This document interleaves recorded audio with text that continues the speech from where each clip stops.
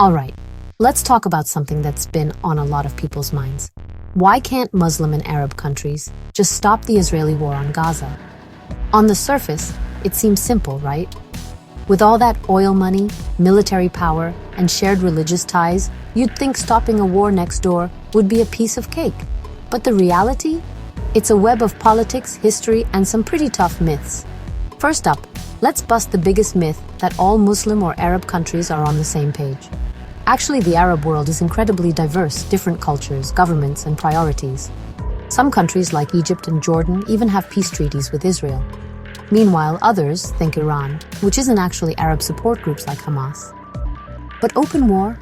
That's a whole other level, and most governments aren't willing to risk everything for that. Second, there's the fear factor. Many Arab leaders worry that if they openly challenge Israel, they could face massive backlash, not just from Israel, but also from their own people, or even the US and Europe. We've seen what happens when governments get involved in messy wars. Remember the chaos in Syria, Iraq, Yemen? No one wants that spilling over into their countries. Here's another twist. A lot of these countries rely on US support, military aid, business deals, even security. The US is Israel's biggest backer. So, rocking that boat could mean losing crucial support. For leaders trying to keep their own regimes stable, that's a huge risk. Now let's talk about internal politics. Many Arab governments face their own challenges, protests, economic struggles, political rifts. If they focus too much on Gaza, they risk drawing attention to problems at home.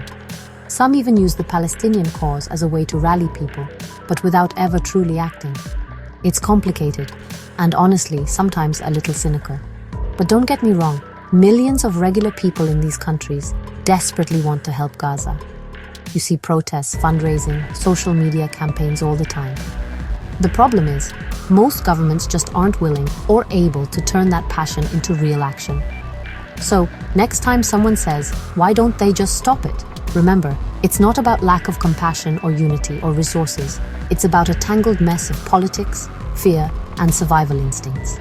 If change comes, it'll be from the ground up, not just from a government's order. If you found this breakdown helpful, hit like, subscribe, and let's keep unpacking the world's toughest questions together.